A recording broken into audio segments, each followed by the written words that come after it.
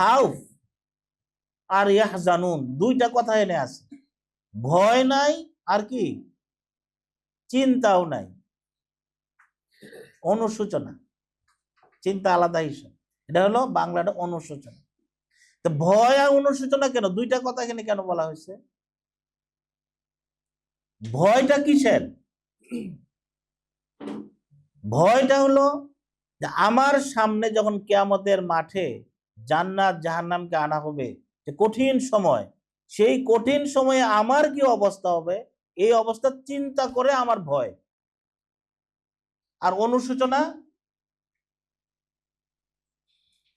পৃথিবীতে আমি কি করে আসলাম, আজকে যদি আমি ওখানে ভালো কাজ করতাম আমার তো এখানে এই কষ্টটুকু হইতো না। অনুশোচনা। আল্লাহ বলছে তোমাদের দুইটার কোনোটাই হবে না, ভয়ও পাবে না, আর পৃথিবীতে কি করছে অনুশোচনাও করতে হবে। রসুল সাল্লাল্লাহু আলাইহি সাল্লাম শেষ নবী। শেষ নবীকে কোরআনের শেষ আয়াত হিসাবে ওই যে আল ইয়াউমা আকমালতু লাকুম দীনাকুম বলা হয়, এটা কিন্তু মুফাসসিরদের মধ্যে ইখতিলাফ আছে। অনেকেই বলছেন শেষ আয়াত হলো সূরা আল বাকারার 281 নম্বর আয়াত। ইখতিলাফ যাই হোক, আমরা এই আয়াতটা নিয়ে আমরা কথা বলবো।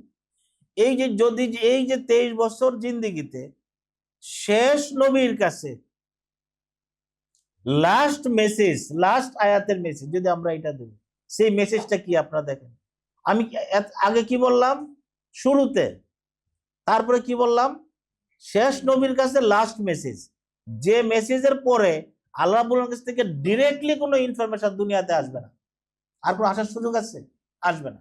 সেই লাস্ট ডিরেক্ট ইনফরমেশনটা কি ছিল? আউযু বিল্লাহি মিনাশ শাইতানির রাজিম, ওয়াত্তাকু ইয়াউমা তুরজাউনা ইলাল্লাহ।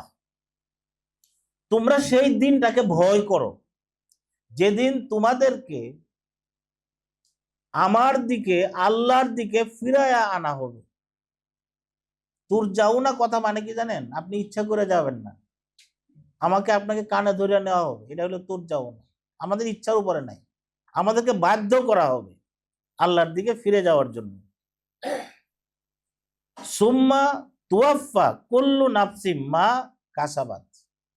এরপরে এই যে দুনিয়াতে যে যা করছো তার প্রত্যেকটা বিষয়ের পুঙ্খানুপুঙ্খ প্রতিদান দেওয়া হবে, কেউ বাদ যাবে না। ওয়াহুম লা ইউজলামুন, এবং কারোর সাথে বিন্দু মাত্র জুলুম করা হবে না। এই জুলুম করা হবে না, আমরা যখন কোরআনে পড়ি আয়াতটা আমাদের মনে কিন্তু খুব ভালো লাগে, সে কি জুলুম করা হবে না, তার মানে আমি এই যে আমার সাথে কতজন কত যে জুলুম করতেছে এইগুলো তাদেরকে আল্লাহ কিন্তু ধরবে, তাই না? আমার মনে একটা শান্তি পাই, যে জালিম আছে না, আমাদের জালিম করতেছে না, কিন্তু আমরা এই ওয়ার্ডে আড়ালে আমি যে কি জুলুম করতেছি এইটা আমার মাথায় তখন আসে না।